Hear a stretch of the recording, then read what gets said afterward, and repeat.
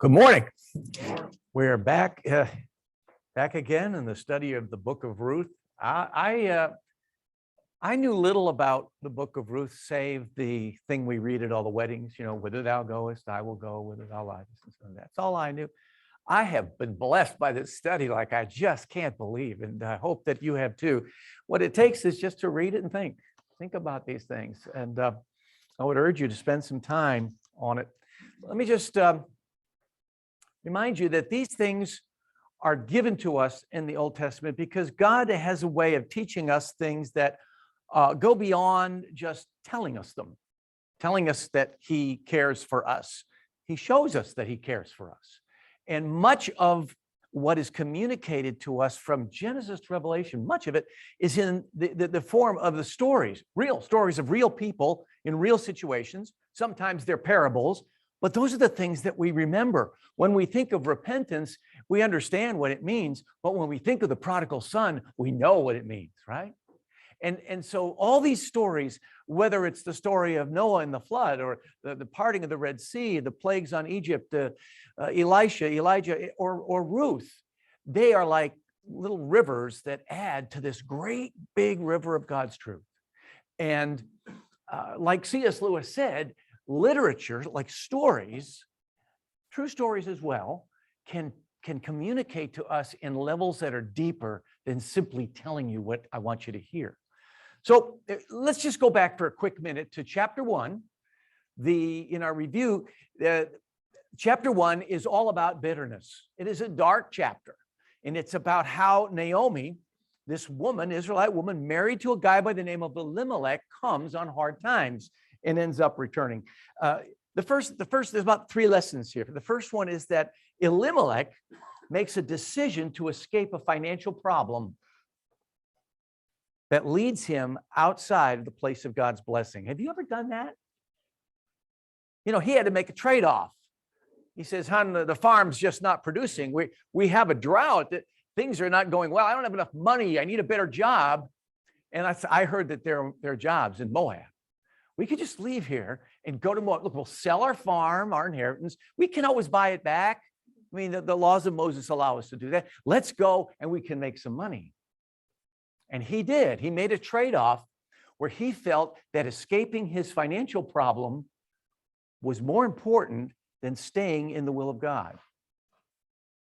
If you think about that, there are so many ways in which we decide to solve our problem, our financial problem for money, our problem for love when we're young, our problems with depression, and doing so apart from the will of God. What is more important to you?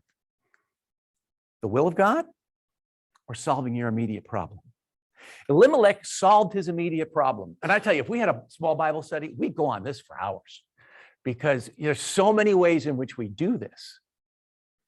And Elimelech brought untold suffering on his wife Naomi and his sons. Naomi didn't ask for it. In fact, I think Naomi, because she was the faithful one, she suffered and she grieved all this time. And she must have said, Lord, what are you doing this to me for? I didn't ask to come here. I had to come here with my husband. So what we found, though, was he led his family into a spiritual famine that brought him, not only him, but his wife and his children, great suffering and loss.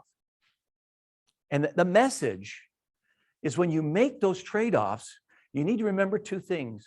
Number 1, there is no lasting refuge in the enemy territory. Yeah, he solved this financial problem, didn't he?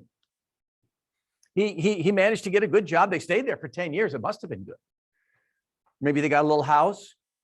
Kids got in school, got friends.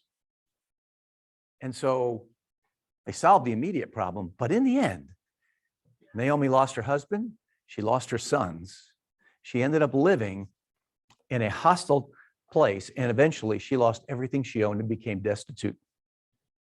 The second thing, not only is there no lasting refuge in enemy territory, the other thing is that when you're in enemy territory, you forfeit the blessing of God. Remember, it says in chapter 1, verse 6, that during this time that they were gone, God visited his people and provided them with food. Why'd they leave?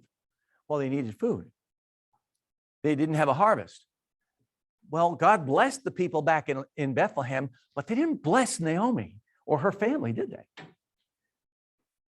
And they were outside of the place of God's will, and they forfeited God's blessing. We could talk about that for hours too. How are the ways that we get outside of the will of God to get what we think we need in some way that is outside of his will? So no lasting refuge in enemy territory. And when we stay there, we forfeit God's blessing. The nice thing, or the good thing, is that once she was completely bereft of everything, Naomi realizes she needs to go back to Israel. She needs to go back to the place where God is. If she wants to experience God's healing and his care, he needs to return to the place where he is. And you and I need to do the same thing. Prodigal son is a good example. He's out there feeding the pigs, and he looks up and he says, I don't belong here. I need to go back to my father. This is Rembrandt's painting of the return of the prodigal son. It's a wonderful painting when you see it. I didn't know this, but I'll show you something on the side. You get this for free. Okay. Henry Nouwen examined this painting, looked at it. If you look at the two hands, one is masculine and the other one is very feminine. What does it tell you about God? He contains within himself all of the virtues and of the goodness and of the beauty of men and women. He made us as human beings, male and female, but he contains all of that. I think that's a beautiful thought. Anyway, if we want to experience God's blessing, we have to return. And sometimes, if you are God's child, he will give you enough pain to make you return. And I know there are a lot of stories we could tell about that as well. And I think that the will to return makes Naomi different from her husband and her sons. They were comfortable in Moab. They were just fine with it. They didn't mind being in a pagan culture, and I think they felt pretty much acclimated to it. Naomi didn't, and she realized when finally everything was taken away, I need to return. And that's what we need to do when we are outside of God's care. We need to return to the place of his blessing. But then there's another point we have to understand. Imagine that moment when she is next to her, with her two daughters-in-law, Ruth and Orpah, and she says, I can't give you husbands. I can't take care of you. Why don't you go back? One chooses to go back, and it says she returned to her family and to her gods. Remember the gods that she worshiped. Chemosh was the one that required you to take your baby and sacrifice it. And Ruth says those wonderful words, where you go, I will go. Where you live, I will live. Your people will be my people. Your God will be my God. Where you die, I will die. Let nothing separate me and you but death. So there is a real separation. And if you want to come to return to the Lord, you make that choice, it's going to require some separation. When you give your heart and your life to Christ, there is a separation. Orpah goes one way and Ruth goes the other. And every step they took in their life moved them further and further apart, didn't it? And that's often what happens. And people say about Christians, you folks are divisive. You folks are divisive. You're bigoted. You want to divide people. And we might want to try to defend against that, but I would say, no, we do. Because our Heavenly Father does. Chapter 12 of Luke, verses 51 and 52. What does that say, Jack? You there? This is Jesus speaking. Do you think I came to bring peace on earth? No, I tell you, but division. From now on, there will be 5 in one family divided against each other, 3 against 2, and 2 against 3. There are many times people say, well, I really don't want to give my life to Christ for what my mother and father might think. We need to remember that our allegiance to Christ goes deeper than family love. And it will involve the separation. It always does. In Luke chapter 16, Jesus tells the story of the righteous, righteous Lazarus and the rich man. And they're not in the same place, are they? What's fixed between them? There's a great chasm. There is a chasm between the people of God and the people of this world. And then Revelation 22 tells us that separation that God has intended is going to be permanent. Now, God's not arbitrary with us. He invites everyone to come to him, and we all have a legitimate choice. But one day that separation will be made permanent. It says, let him that is evil continue to do evil. Let him that is wicked continue to be wicked. Let him that is righteous continue to be righteous. Let him that is holy continue to be holy. And it's one of the last verses in the Bible. There's coming a time of eternal fixation. And then in that separation there, as Ruth says, I'm going to go this way, and Orpah says, I'm going that way, Ruth gives us this wonderful illustration of what it means to follow Christ. It's not just walking down an aisle. It's not putting our name on a card somewhere, but rather she makes those wonderful, wonderful words, and she becomes one of his people. Your people are going to be my people. And many of you have told me that your family here in the church or in your small group is closer than your biological family. And there's a lot of truth to that.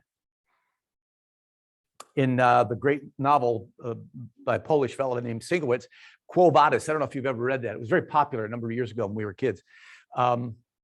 Peter's first words when he sees the risen Christ are Quo Vadis Domine. And what that means is, where are you going, my king? And that's what we do. We're saying, where are you going, Lord? Where you go, I will go.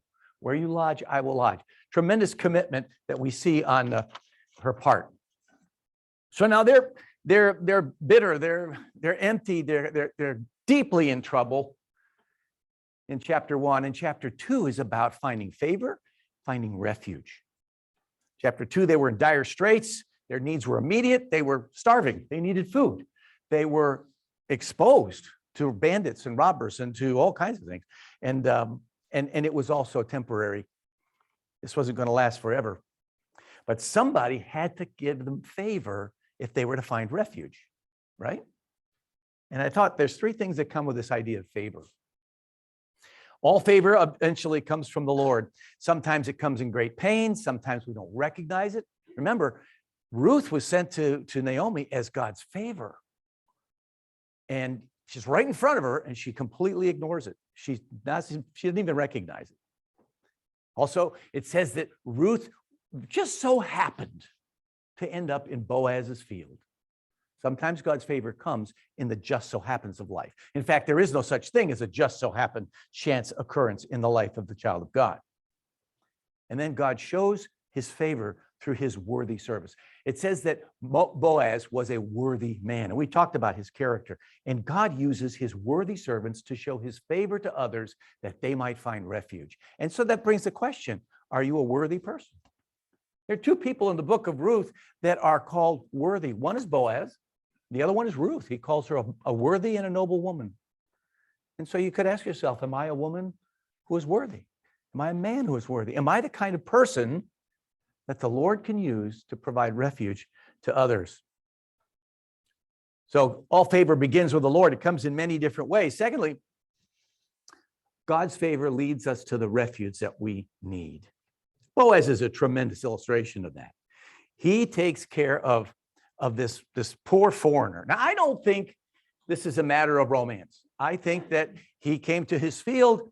This woman's standing there. The foreman won't let her glean until the owner comes and says it's okay. He notices her, right? He doesn't talk about the business. He notices, who's that woman over there? And he says, well, she's the foreigner from Moab. And so he says, allow her to glean. He invites her in. He lets her sit at the table with his workers. He feeds her so she can eat until she's full, probably her first full meal in a long time. He shows genuine kindness and compassion. He allows her to glean. He makes her life a little bit easier by telling his workers, be a little sloppy, let that gal have a few extra sheaves. And so she goes ahead and winnows her grain. She's got 30 pounds and takes it home. God provides refuge through worthy people, and he gives it when we need it. And then the last thing we saw in chapter 2 was that God's favor changes us. What happened to Naomi at the end of chapter 2? Praise God. Pardon? She saw it as a gift from God. That's right. She saw this favor as God's gift. She started out in chapter 1 saying, God is, he's the cosmic ruler of the universe, but he's a bully and he has messed my life up. He has taken everything from me. I went away full. I'm coming back empty. God has made me very bitter. That was her attitude. By the end of chapter 2, after Boaz has shown Ruth and Naomi such favor, she blesses the Lord, who has not stopped showing his kindness to the living and the dead. Showing God's favor to others will change them. I think there's a lot to be said for the message today. The fact that we are to show God's love to people one at a time. And when we do that, we draw people to him. You see, kings and emperors build their empires with armies, with force and with power. But God builds his kingdom by his love and mercy, where he draws us to himself. So God's favor has changed Naomi, and she's got a new view of God. So now we begin chapter 3, and let's just read chapter 3, verse 1, Jack. One day, Naomi, her mother-in-law, said to her, "My daughter, should I not try to find a home for you where you will be well provided for?" Now, this is the first time now we see Naomi starting to think of somebody else, right? Remember when she came back from Moab and she was talking to the women in the town, she didn't even acknowledge the fact that Ruth was with her. She never said thank you for Ruth's commitment back on the way. She was just bitter. She was a bitter, cranky, angry old woman. And now she's begun to change and recognize God's hand. And now she begins to think of somebody besides herself. Now, Ruth is in a vulnerable position. Ruth is not a blood relative. She's the wife of one of Naomi's sons, who are all dead now. And she's got no future. Not only that, Naomi's vulnerable. She has no future. And although they've been given this temporary refuge, a little grain, the privilege of working with Boaz's crew, the protection that comes from being among those people and under Boaz's orders to keep them safe, they've got some cover. But that's going to end, right? The barley harvest and the wheat harvest, they happen one after another. They're going to be over in a couple of weeks. And so when that's done, the reapers are going to go on to their next job, and they're going to be back where they started. They might have a little grain put by, but they're still vulnerable. They need a permanent solution. They need a redemption. They've gotten to refuge. God often gives us the refuge we need. But once we have time to sit and think, to rest, to be nourished, we begin to look at the future, and we're looking for a long-term solution. Now, at this point, the obvious answer is we got to find Ruth a husband, right? In that culture, a woman had to be married to a husband to provide for her. There's no social welfare net. The poor were really, really poor. And so they had to find her a husband. Now, we don't know that Boaz showed any romantic interest, no matter how much you want that to be true. Gigi came up to me afterwards because I had said, it doesn't look like there's any reason to believe she was particularly beautiful. The Bible's not shy about saying that a woman is beautiful. It will very, very frequently. It doesn't say this about Ruth. And Gigi was a little indignant. And she came up to me and she said, well, I'll bet if she was 300 pounds and missing teeth, he would not have noticed her like that. Well, actually, I think he would have. I think he would have. I think he would have said, no matter who she was, who is that foreigner, that poor person that's in the corner? And the foreman would say, it's this 250-pound woman with missing teeth from Moab. And he would have said, let's help her out, because I think he's that kind of a worthy man. Now, I also think she was beautiful, but I'll tell you why later.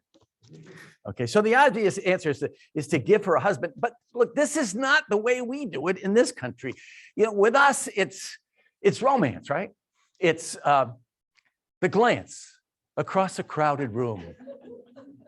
And then I knew this was it. That's Hallmark. That is not the Bible. There's a whole lot more to this. It says also that Boaz knew, he had heard the information about Ruth, that, how Naomi, and how she took care of That's Naomi. Right. That's right. And her mother-in-law. He admired her for that. So, I mean, it's not just like pick somebody out. he had some information that he wanted to be nice to her. That's right. He had heard that she was a good person. You're absolutely right about that. And that may have influenced him some. But we don't know that he was influenced by romance. Not at all. So anyway, we need to find a husband. So it's not a matter of matchmaking. Some of you ladies, that I know very well, are good at matchmaking. And the old, have I got a girl for you, you know? But that's not what this is about. And what I want to do is to give you a little background on this matter. Beginning in Genesis chapter 12, which is where all this stuff begins, God calls Abram and he says to him, go from your country, your people, and your father's household to the land that I will show you. Now, before he tells him he's going to make him a great nation, he speaks of the fact that he's going to bring him to a land. So the land is extremely important. A little further on in verses 6 and 7, he says, let me grab it here. And Abram traveled throughout the land as far as the great tree of Moreh at Shechem. And at that time, the Canaanites were in the land. And the Lord appeared to Abraham and said, to your offspring, I will give this land. And then we could go to other passages. I'll just give you one more. Jack, Genesis 13, 4-7. Where he had first built an altar, there Abram called on the name of the Lord. Now Lot, who was moving about with Abram, also had flocks and herds and tents. But the land could not support them while they stayed together, for their possessions were so great that they were not able to stay together. And quarreling arose between Abram's herdsmen and the herdsmen of Lot. The Canaanites and Perizzites were also living in the land at that time. I'm sorry, but I had given you the wrong verse. Okay. Well, we won't go there yet. We'll leave it again later. I think it may be 17, and I just wrote 13 instead.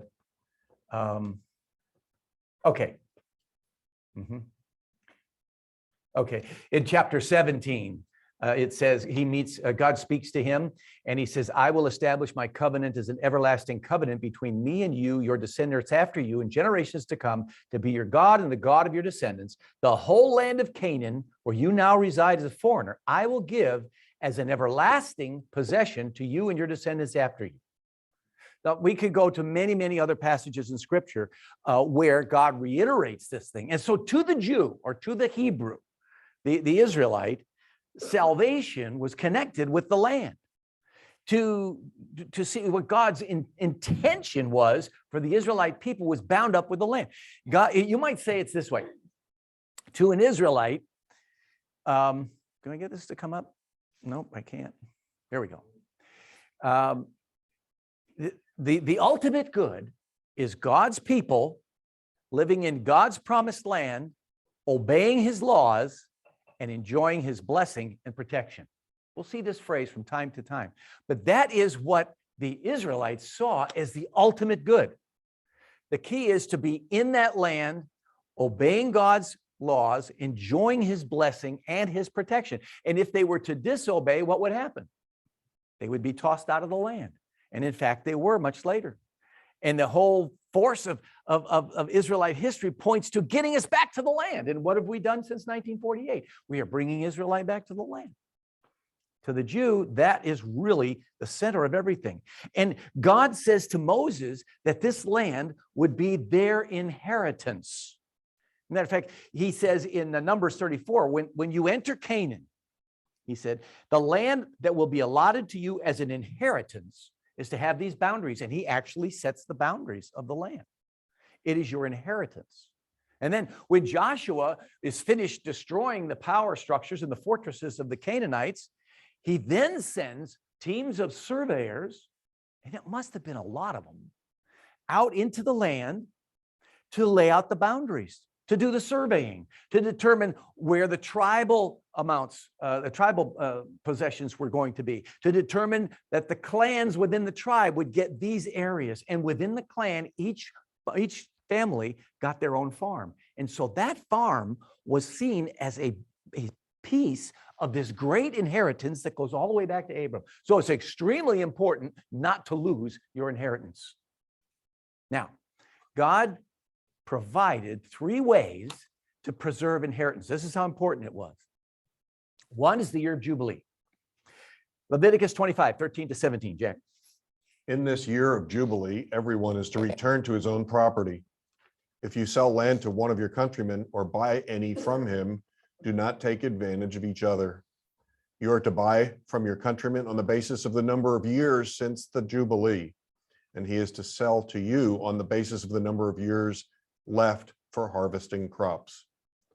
When the years are many, you are to increase the price, and when the years are few, you are to decrease the price, because what he is really selling you is the number of crops. Okay. So even at the very beginning of Israel's life, Moses lays down this law that every 50th year, everything gets restored. Everything gets put back. Everybody's inheritance that they've had to sell off gets given back to them. And this is how the inheritance of a family was preserved. The second thing was this idea of a kinsman redeemer. Now, we mentioned this before. The Hebrew word is goel, okay? And this has to do with property. And it comes in Leviticus 25, 25 to 28. If one of your countrymen becomes poor and sells some of his property, his nearest relative is to come and redeem what his countryman has sold. If, however, a man has no one to redeem it for him, but he himself prospers and acquires sufficient means to redeem it, he is to determine the value for the years since he sold it and refund the balance to the man to whom he sold it. He Okay. can then go back to his own property. But if he does not acquire the means to repay him, what he sold will remain in the possession of the buyer until the year of Jubilee. It will be returned in the Jubilee, and he can then go back to his property.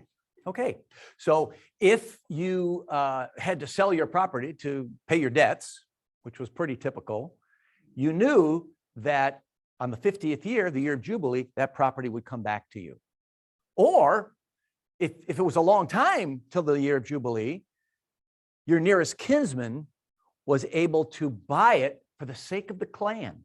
Remember I said that the clan was between the family and the tribe. The tribe was like the state, and the family was at the bottom of the food chain, and in the middle you'd have the counties or the municipalities. And the job of the clan was to make sure that this happened, that the inheritance was preserved. So it's very, very important. And if you could not buy it back yourself, then your goel could buy it back. And it seems that that was optional, not necessarily mandatory. It was a duty, but you might not do it. Okay, then the third one was levy rate marriage. And that literally means brother marriage. So let's read that real quickly. Deuteronomy 25, 5 to 6. If brothers are living together and one of them dies without a son, his widow must not marry outside the family. Her husband's brother shall take her and marry her and fulfill the duty of a brother-in-law to her. The first son she bears shall carry on the name of the dead brothers, so that his name will not be blotted out from Israel. Okay, this now is the other side of the coin. This is to preserve the family's inheritance when there's no heir. I mean, if a man dies and he has no sons, his farm is no longer, his inheritance goes to nobody, right? And if somebody buys it, even if it's the Redeemer, he buys it, there's no, it goes away. It becomes extinct, and that person owns it forever. It becomes his inheritance. So the worst thing that could happen to a family was for their line to become extinct. And so God provided this, this means of providing an heir to keep the family's inheritance alive. Now, very often these two were conflated. I mean, it doesn't make a whole lot of sense to raise up, an heir for your brother if he has nothing to inherit. So the kinsman redeemer and the levy rate marriage sometimes work together. And the interesting thing is, it wasn't a very popular idea. Now, why would that be? Anybody have an idea? I don't think the first wife likes it. That's right. Well, the first wife, let's see, brother A and brother B, both are married, or let's polygamy was common. Brother A, brother B. Brother B dies, leaving the wife and brother A has to take her and provide a son. Let's take her as his wife, a second wife, and then provide a son. Now, when that son is born, all the property that belonged to that wife's husband, brother B, goes to him. Now, do you see why it might not be a good idea? You wouldn't want it. Why would you go buy a piece of property, work that property, care for the guy's widow, and then raise up a son for her so the whole thing goes to him? As I heard him read, you're not buying property, you're buying harvests. Right, until the So you year got Jubilee. 10 years left of the Jubilee, you're only paying for 10 harvests. Right. But what happens is at Jubilee, if the man's inheritance, or the man has no heir, I don't know. it goes to whoever buys it and it becomes theirs forever. So that's what I mean by going extinct. So if you're a businessman and you have the opportunity to buy some property from someone who's, died and has no heir, well, that's probably a pretty good deal because you could buy it at a song. And then when Jubilee comes, you don't have to give it to anybody because there's nobody there, right? See how God wants to provide for it, but you might not want to do that. Now, there's a story about that. Judah had 3 sons, and the first one died. He was married to a Canaanite woman named Tamar. And Tamar then was given to his brother, okay, Onan. And Onan had the duty of providing her with a child, but he practiced coitus interruptus, and he refused to actually complete the task of inseminating his wife. Okay, so she did not have any children, and for that God killed him. And there was another brother, but he was a little child, so that was unavailable. And if you recall, Tamar then dressed up like a prostitute and became pregnant by Judah and had a son, Perez, from whom all this descends. So this is levy-rate marriage. It wasn't a good idea. You could prefer to buy the property but not have to raise up the heir. Now, I'm going to just take an aside here and give you what happens if the brother won't do it. And I think this is kind of cute. 25, 7-10, Deuteronomy. However, if a man does not want to marry his brother's wife, she shall go to the elders at the town gate and say, my husband's brother refuses to carry on his brother's name in Israel. He will not fulfill the duty of a brother-in-law to me. Then the elders of his town shall summon him and talk to him. If he persists in saying, I do not want to marry her, his brother's widow shall go up to him in the presence of the elders, take off one of his sandals, spit in his face, and say, this is what is done to the man who will not build up his brother's family line. That man's line shall be known in Israel as the family of the unsandaled. You spit in his eye, take his sandal, and he's the family of the unsandaled. I just think that's kind of cool. But that was the idea of levy-rate marriage, okay? So let's just ask the question, what does this have to do with Ruth and Naomi? Well, it has everything to do with them. And let's just look at some of these things. First of all, in the matter of the family property, I think Elimelech had sold his farm to get the money to go to Moab. So consequently, it's in the hands of some creditor, at least until Jubilee. But let's assume the Jubilee is now quite a ways off. And so it's not really in the picture.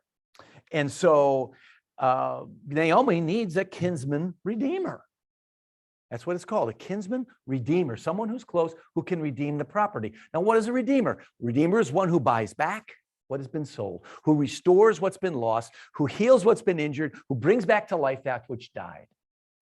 All those ideas are wrapped up into this concept of a redeemer. And this is where God is adding to our knowledge all through history what it means to be a redeemer, because at some point in time, we are going to need redemption. You see? So that's the first problem. Now, the second thing is there's the matter of the heir to inherit. There's no heir, right? And they got to carry on the family name. Now, even if Elimelech had a brother, Naomi's too old to have children. So there's just no way that this levy-rate thing would work. He had a son, Melon. That was Ruth's husband. but Mahlon's dead, and his brother, Chilion, he's dead. So there's just nobody there. And Ruth essentially is the only one in the family who could produce an heir, which is why she becomes the subject of the story. All right, so now you understand all that background. So now Naomi hatches a scheme to acquire a husband for Ruth who will at the same time be the Goel to redeem her property. She's a shrewd woman. Naomi's not all, the saint. She's got an idea here. I can kill two birds with one stone. And now, Boaz is the ideal candidate. I mean, she knew about Boaz by reputation, kind of like my dad knew about Lindbergh, right? But there was no connection. But now there's a connection because what's been going on? Ruth has been gleaning in his field. He's been helping her. He knew her. She knew him. So this is the ideal. Boy, have I got a Goel for you, is exactly what she's thinking of. And just let's note on the side that all of Ruth's suffering and poverty was what brought her near to her Redeemer. So Naomi's plan is to appeal to Boaz's obligation under the law, fulfill the role of Goel for Elimelech's inheritance, and provide an heir. That's the deal. So here's the plan. Chapter 3, verses 2-4. Is not Boaz, with whose servant girls you have been, a kinsman of ours? Tonight he will be winnowing barley on the threshing floor. Wash and perfume yourself and put on your best clothes. Then go down to the threshing floor, but don't let him know you are there until he has finished eating and drinking. When he lies down, note the place where he is lying. Then go and uncover his feet and lie down. He will tell you what to do. Ruth is being asked to take a huge risk. Think about this. She's supposed to go out at night alone, right? Dressed as attractively as she can, perfumed up a little bit, right? So she smells good, washed up. And she's going to a place where the men who work all day long hard and party at night, they're drinking and having a great time. The threshing floor was known as a place of licentious behavior. She's going out alone into this. Mom is telling her daughter to do this.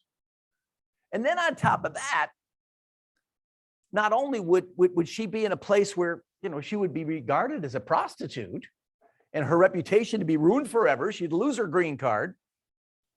Now she's to lie down next to this man. And when he wakes up, do whatever he tells her to. And you say to yourself, what in the world is Naomi thinking? Well, I don't know for sure.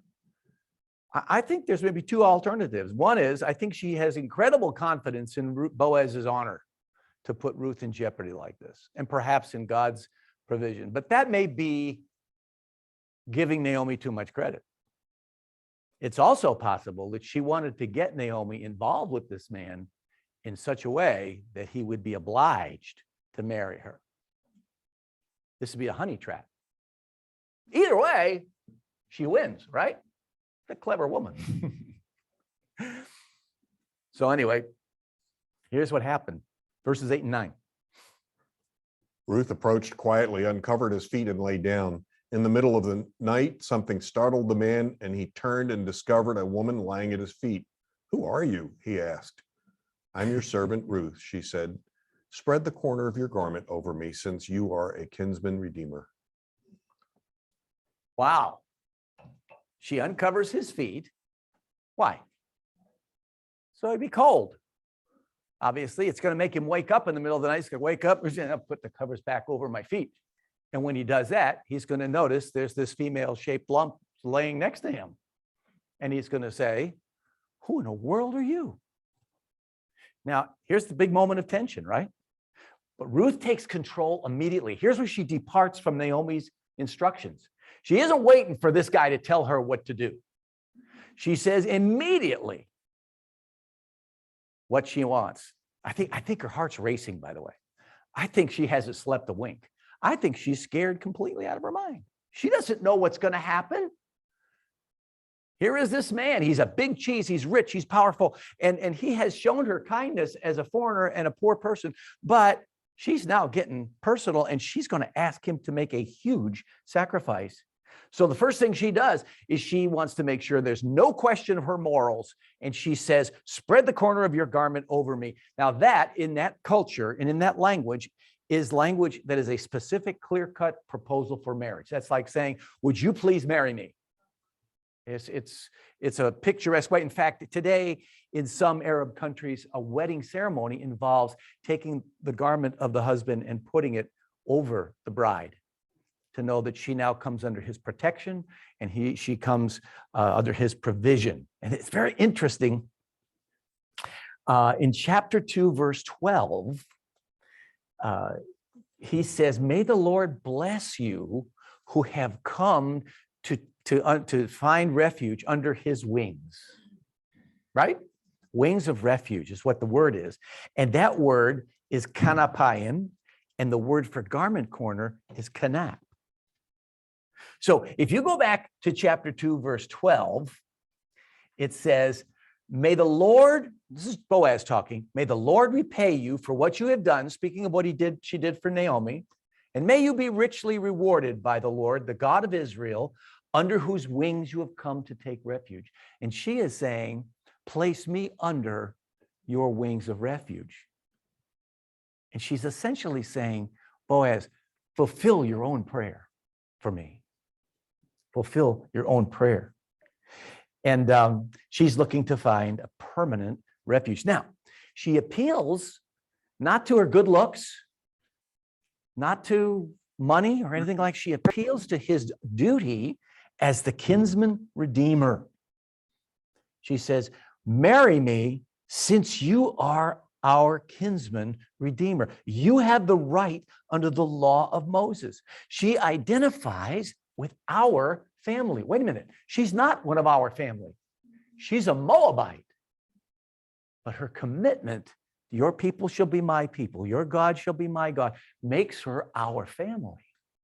And so when she says, spread your garment over me, because you are our kinsman redeemer, she is already now no longer the foreigner. She is one of them. And she appeals to that matter. Now,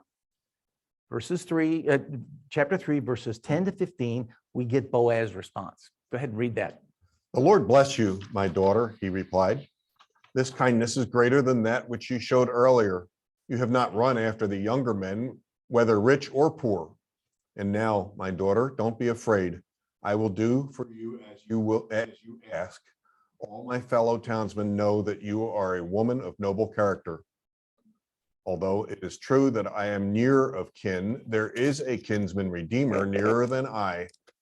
Stay here for the night, and in the morning, if he wants to redeem, good, let him redeem. But if he's not willing, as surely as the Lord lives, I will do it. Lie here until morning.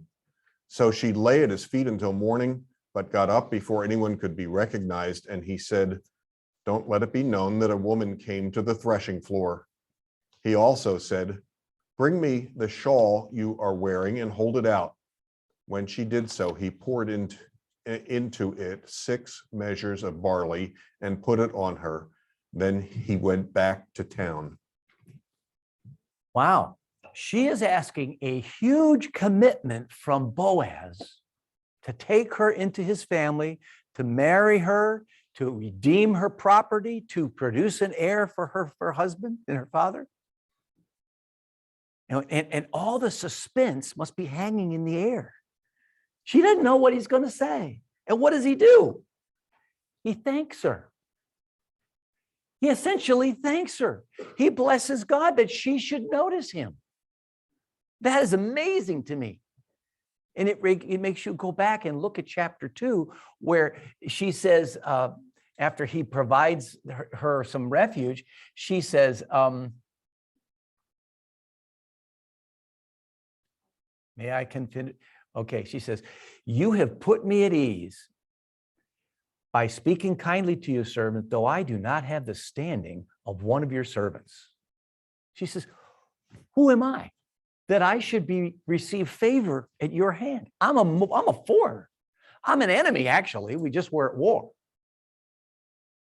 but you have shown me kindness. Well, the tables are turned. And he says, who am I that you should propose marriage to me? I'm an old man. Now we got to fill in some of the some of the spaces in between the lines, but I imagine him as a bachelor, probably in his late 40s, early 50s. She is a young woman, probably in her mid 20s. Okay. And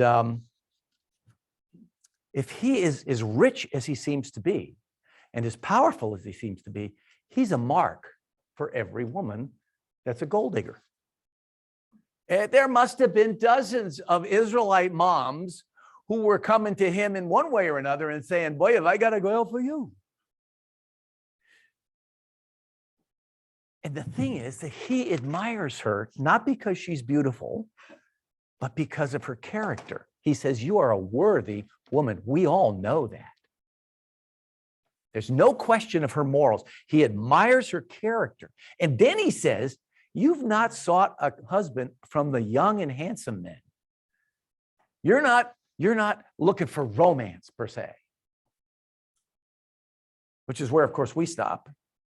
And then he says, whether rich or poor. So he's saying, money hasn't motivated you. You're not a gold digger. And she seeks refuge from him in accordance with the law of Moses for the purposes of God's provision for the inheritance of his people. These are all noble motives. He can know immediately this woman's not a gold digger. First of all, he knows she's a noble character anyway, but then she has not gone after romance. She's not come after money. She has come to him on the basis of the redeeming, of the redemption of her family's legacy and inheritance. And so she admires him. But I think he's thankful also, and here's why I think she's beautiful. He says, you didn't go after the young guy. You came to me, an old man. Oh my goodness, I'm punching way above my weight. Here's this beautiful young 26-year-old gal who's offered to marry him. And he's thinking, that never should happen. Wow, am I a lucky guy? I think there's some of that in there too. He's grateful for his good fortune. Why should you notice me? Just like she said to him, why should you notice me? So he then dispels her fear, says, don't be afraid. He agrees to be her redeemer, but there are legal obstacles. I want you to remember this. There are legal obstacles and there's a price to be paid. Then he says, stay with me. No one must know that you came here. Obviously, it's her reputation. He is protecting her reputation. He cares about her as a person, a noble woman. He's already putting the corner of his garment over her. You can ask your question, and I'm not going to ask you to answer it, but does a woman need the protection of a worthy man? Well, that's fighting words today. But I think you got to think about it. At least think about it this way. Am I the kind of man who can provide that kind of protection for a woman as Boaz did? To redeem, protect her person and reputation. And then he gives her a pledge. He gives her 6 measures of grain. It's a token of his commitment. This guy's committed. Now, something interesting. If he'd given her 6 ephahs, which we saw before, that'd be about 250 pounds. And nobody's going to take that anywhere. So probably they say it's probably 6 seahs. Now, seah is about 10 pounds, between 58 and 90 pounds, let's say. It's just barely enough that a woman could carry that. I mean, she's not a shrinking violet. She's been out there in the fields working, so she can carry that. And it's probably about all she could carry. So his commitment to her is all she can bear. Think about that. It kind of reminds me of Malachi's promise. If we tithe to the Lord, he says, I'll give you so much blessing, there'll just not be room enough to store it. Or when Jesus tells the disciples, throw the nets down on the other side, and they obey him, and what happens? They can hardly carry the fish. God abundantly supplies. So last thing about Boaz, the number 6 is significant. And why is that? Well, number 7 is the number of completion, right? The number 6 is the number of incompletion. It says there is more to come. It's a promise that there are more to come. Now, you got to ask yourself the question, what is the picture that God wants us to see as we look at this whole situation? Do you draw the lesson that Matt Ford suggests, how to use your feminine power to acquire the rich husband that God wants for you? I mean, he says that tongue in cheek, but I think it's clever. No, that's not the message. Do you need a redeemer? One who buys back that which was sold? One who restores what was broken? One who heals what's been injured? One who brings to life what is dead? My friends, I think we're all those things. Adam sold us into slavery, and we were all born on death row under the curse of death. We are broken. And if there's anything we know as we get older and watch the world, it is a broken place. We've been injured. Every one of us has been injured by the effects of sin all around us. And the Bible tells us that we were dead in trespasses and sins. Do you need a redeemer? Yes, you do. We are all those things. So God gives us a picture of this redeemer.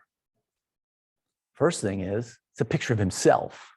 He is our kinsman redeemer. Kinsman is important because the incarnation, God became a man. He is fully God and fully man, and only in that way is he our kinsman and able to redeem us. Second, he's worthy. Oh, I love that song. Is there anyone worthy? Is there anyone whole? Is there anyone able to break the seals and open the scroll? The Lion of Judah. And it goes on. And then it asks the question, is he worthy? And what do we all answer? He is. Yes, he is. It's a wonderful song. He is worthy. Secondly, he is willing. God is under no obligation to save us. It is by grace, his unmerited favor, that we are saved. He dispels our fears. When God came, I love that song that says he could have come like a hurricane, but instead he came like a quiet winter snow. And you imagine that story of Bethlehem, the stable of Bethlehem. And just off about 20 miles away on the hill is this giant fortress called the Herodian, where Herod is feasting with his friends and having a great time, representing all the power of Rome. And God becomes a man in this stable. As the song says, it's a strange way to save the world. He dispels our fears. He comes to us gently. He provides refuge. He makes us safe. He gives us nourishment. He gives us hope. And he has surmounted every obstacle, because there are obstacles to our redemption. Colossians 2, verses 13 and 14, Jack. When you were dead in your sins and in the uncircumcision of your sinful nature, God made you alive with Christ. He forgave us all our sins, having canceled the written code with its regulations that was against us and stood opposed to us. He took it away, nailing it to the cross. He surmounted every obstacle that was due to the law. And then he gives us the pledge of his Spirit. He says, we are sealed by the Spirit that he has given to us. He generously gives us abundant life. And then the last thing that this shows me is our Redeemer tells us there is more, much more to come. And isn't that what you're looking forward to? I don't think we should be satisfied with this world. We should have our hearts set on the world that is to come. Like Abraham was the man that Hebrews says, he looked for a city who has foundations, whose builder and maker is God. Okay, so you would say that the story is kind of over, but not really.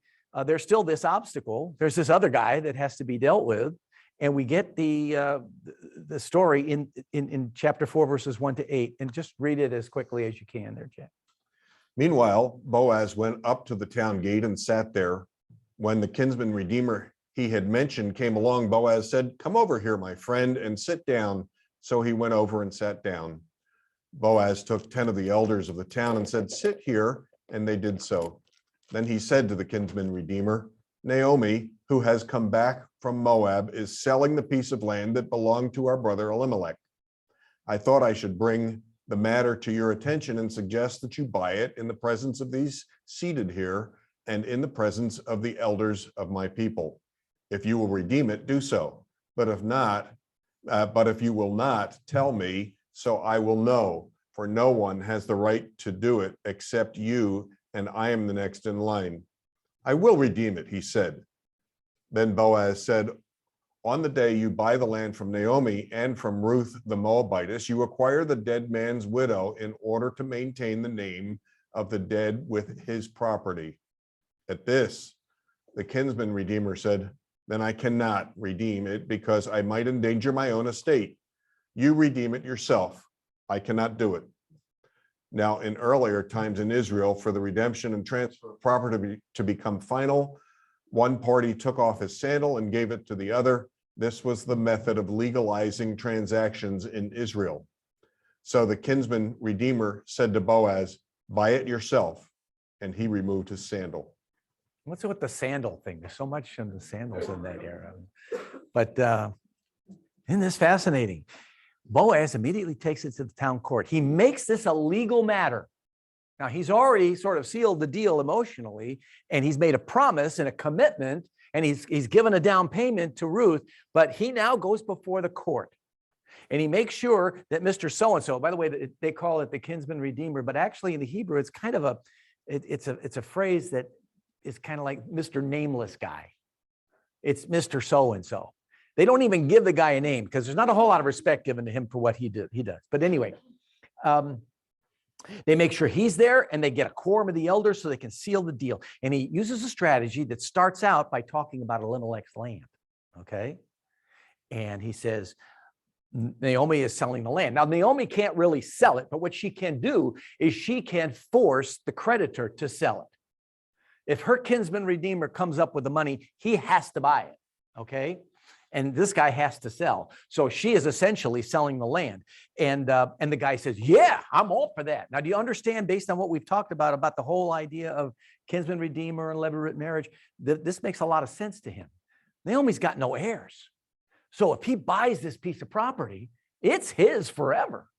Jubilee can come and go. He doesn't have to give it back because there's no heir. The family's going extinct. And so then Boaz hits him with the other side of the deal. And he says, oh, by the same time, you have to marry Ruth and provide her with a son who's going to inherit the land for Elimelech's line. Oh, immediately the guy backs off. And you can see why. Why should he take care of Naomi in her old age? And in addition to that, take on Ruth's support? And maybe there's not enough land there to support all that. And then eventually he's going to have to give it to them anyway.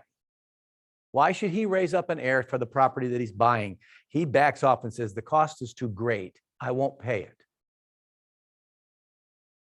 Now, what's the point of including this little bit of legalese in the whole story? Well, because it's teaching us more than what faced Ruth and Boaz. It's teaching us what we face for the debt that we owe, that we cannot pay, that God has to redeem. There is an obstacle to our redemption, and that obstacle is the law, going back to Genesis 2, where God says, in the day that you eat of that tree, you will surely die. And die he did. Dying in this sense means separating from God. And of course, it includes with it all the death and decay that the world has known since that time. And God is bound to destroy us by his own justice. Somebody said to me once, what did Jesus die to save us from? And some people come back and say, he died to save us from the devil and from hell. No, he died to save us from his Father. Because the Father must punish our sin. And Jesus died. Yes, he died to show us that he loved us.